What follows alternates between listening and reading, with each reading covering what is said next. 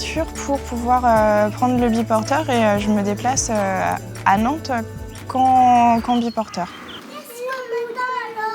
On a fait plusieurs techniques. Moi, j'étais avec un vélo simple normal et Nora, la plus petite, sur le porte-bagages, sur un porte-bébé. Et Louison suivait en vélo. Mais il y a eu un jour où elle s'est retrouvée complètement désorientée au milieu d'un carrefour. Et moi, j'étais coincée toute seule parce qu'avec mon vélo, j'avais ma deuxième fille, je ne pouvais pas aller la chercher. À partir du moment où elle a été déstabilisée et désorientée, on a arrêté complètement le vélo pour elle. Là, on leur demande rien, on les assoit dans le vélo comme on les assoit dans une voiture. Les filles sont en sécurité à l'intérieur et moi, je vais plus vite. Tout est beaucoup plus simple. Au niveau de la maniabilité, là, l'avantage, c'est que ça fait partie que d'un seul tenant. Et après, le fait de choisir devant et non pas sur le porte-bagages derrière, c'est aussi parce que quand elles se chamaillent ou quand il y a un problème, c'est plus simple de les avoir devant plutôt que de se retourner quand on a la circulation à gérer aussi.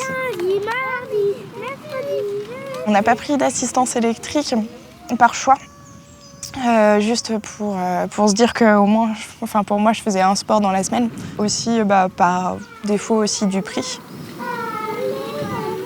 Dans une côte, au lieu de mettre 5 minutes si je suis toute seule sur le cargo, quand il est chargé, je vais mettre 10 minutes, je ne sais plus dans quel sens, mais je mettrai plus de temps.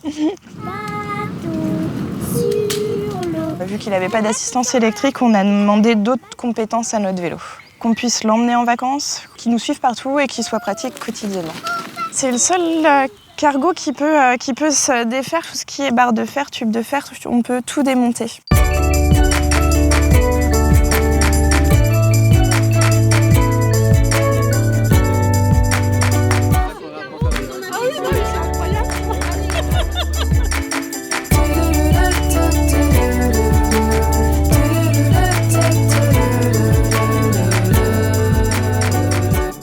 En fait, sur le vélo, à part le coût à l'achat, aujourd'hui, on n'a pas de frais.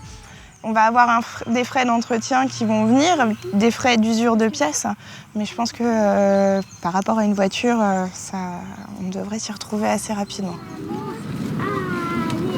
C'est une transition entre la maison et le travail qui est quand même agréable. Après, ce qui va m'énerver moi en vélo, ça va être plutôt l'attitude des automobilistes qui ne se rendent pas compte que nous, on n'a pas de carrosserie autour de nous et que le moindre coup pour nous peut faire mal. Plus il y aura de personnes à utiliser le vélo, plus on se rendra compte de ce qui est pratique et ce qui n'est pas pratique. Il y a des endroits qui sont vraiment géniaux à Nantes pour pouvoir se déplacer en vélo. Par contre, il y en a d'autres où non. Enfin, avoir mis les pistes cyclables entre les places de parking et la route, au milieu des voies de bus,